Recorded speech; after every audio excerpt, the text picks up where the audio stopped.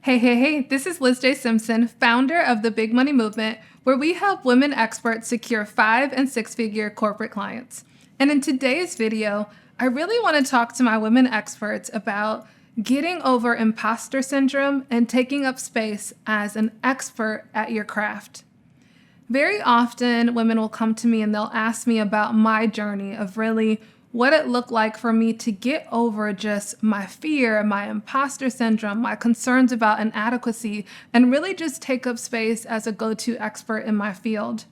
And admittedly, this is a constant evolving process, right? So I've come a long way in the past 6 years, but I still, just like everyone else, I have a ways to go. I still have my own limiting beliefs that I'm constantly managing. But I'll share a quick example of one of the many experiences I've had that helped me to really stand firm in my expertise. So before I really had confidence about being an expert, and I think it's important to define what an expert is. I think Malcolm Gladwell does a great example in his book Outliers, and he defines mastery as someone who's had, 10,000 hours of, focus on one particular craft. And so many women that I speak to, they really are experts. They have such deep domain expertise in the thing that they do. They have a specialized skill set, but they just don't really identify it as that. And if you're essentially selling your expertise, your thought leadership, your know-how, your acumen to help another organization solve its problems, essentially what you are is a consultant, right? Let's call a spade a spade. You are consulting is what you're really doing. So before I really took up space as a consultant, I was really a generalist, doing all the things, taking gigs as I could, freelancing. And I was serving a client and I was doing all of the things for them as it pertains to digital marketing and sales growth. And so, it was a pretty good contract. They were paying me a few thousand a month. And I felt really proud of that. And I will never forget, one day this client came to me and said, I saw this speaker who said that they could help us with lead generation. Let's talk to her to see if she can help us move the needle on our marketing and sales efforts. So of course my ego came into play. I'm like, I'm doing that thing. Why are we talking to another expert?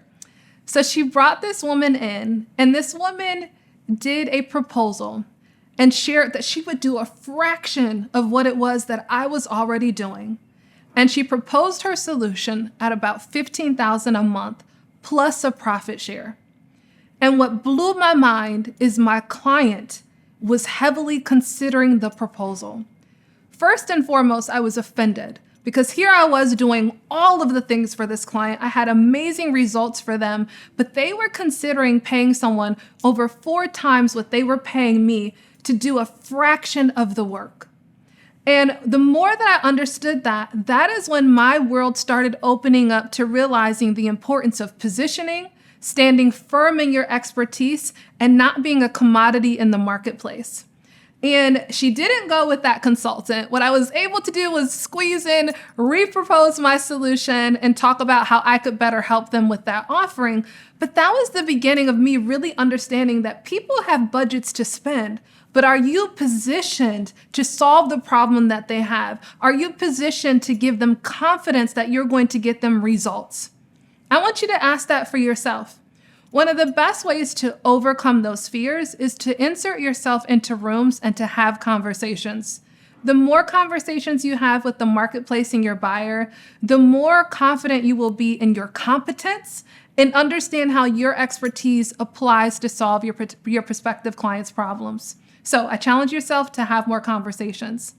If you're looking for more strategies to land 5- and 6-figure corporate deals, I would love to connect with you. This is Liz J. Simpson signing off. Bye.